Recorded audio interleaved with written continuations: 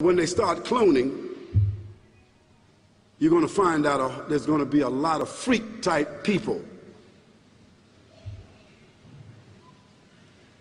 whose psychology, whose genetic structure, whose mentality, whose physical structure, whose nutritional balance, whose mental order is going to be dysfunctional. Why? Because no way man can create like the Creator, because man is a subject. This is our beginning. You have to say glory be to God if he revealed to his servant 1424 years ago these facts which science has not contradicted. My dear brothers and sisters, that's our beginning. Now I want you to listen for a moment. We're going to continue this excursion, because perhaps this may be the first time that some of you have heard this or considered it. So bear with me a moment. Now that's our beginning.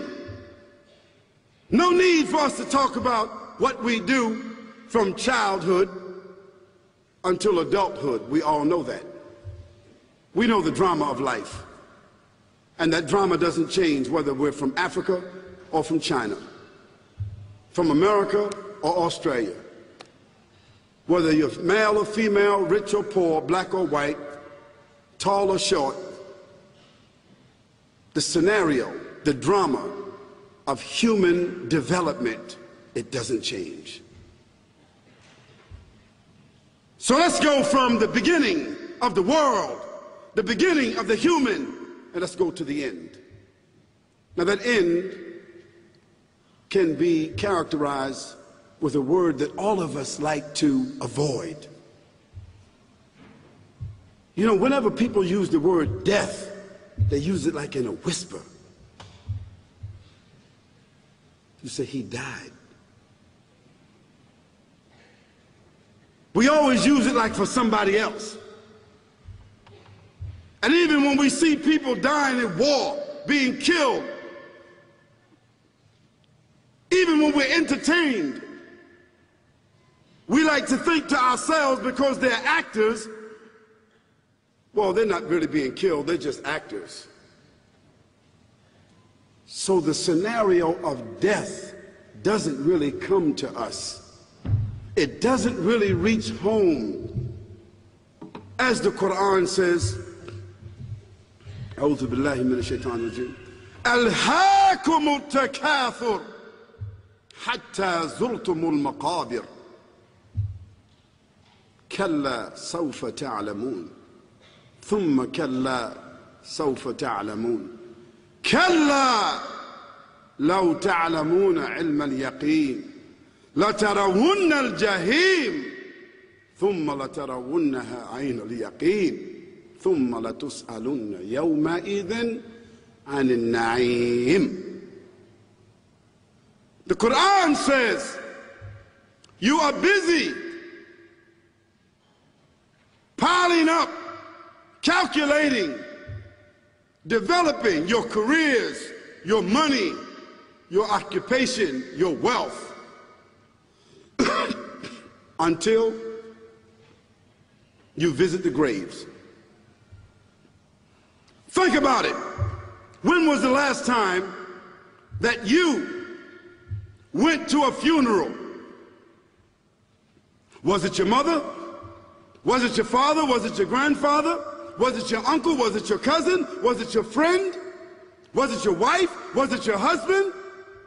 The last time that you visited the grave, when you went to a funeral and you saw that person whom you loved that was laughing, crying, live, boasting, wealthy, educated, denying, arrogant, whatever they were.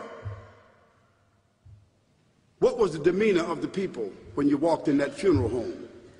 When that person was stretched out in their last suit? What was the demeanor? Were the people cracking jokes? Were they dancing? Were they clapping and singing songs? No. Silence. Melancholy. Trauma. Why? Because every person that walked in that room, seeing that person stretched out, the first thing they thought about was not the person. The first thing they thought about was that one day this will be me. So Allah said, Alhaakumut takathur.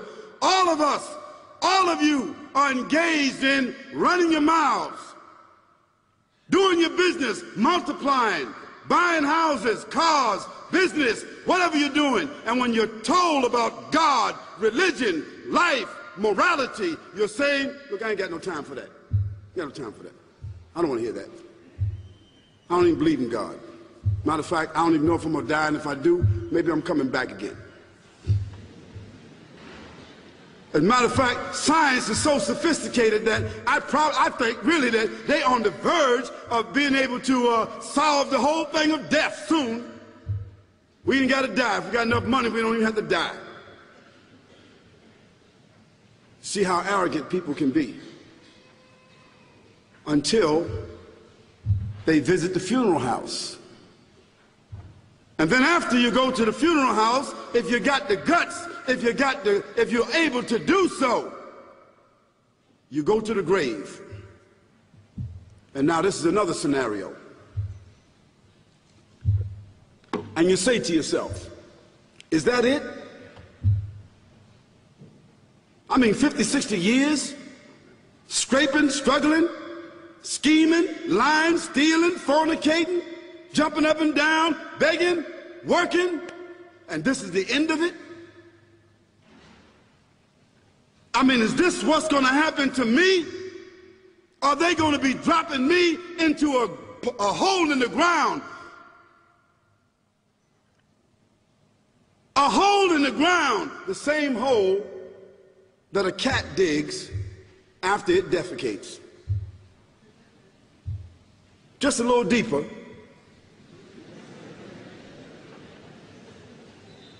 But for the same reason. The cat digs a hole because the cat has dignity.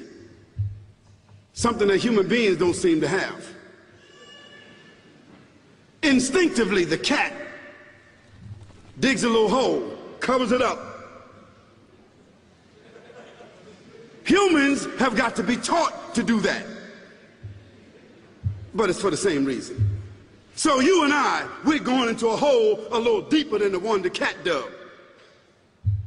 And all the people that's crying, pulling out their hair, screaming, almost acting like they're falling in the thing with you. They want to just jump in there with you.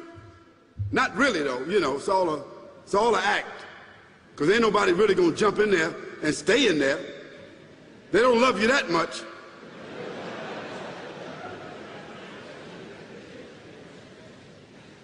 And then after all the shoveling get done, and they fill it up, and the box, you can't even see the box no more, the coffin that cost $5,000. I don't know what did they burn somebody the $5,000 coffin for? I mean, if I was the funeral director, after they left, I would dig them back up and put them in another box and take that box back.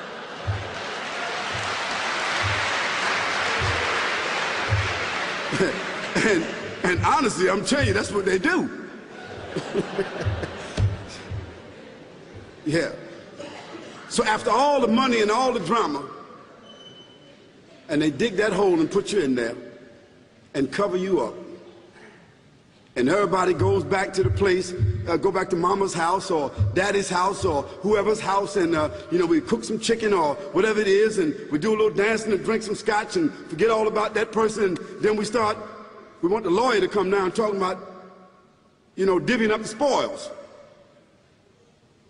So if that woman who died had a husband, somebody else gonna marry him, you know that.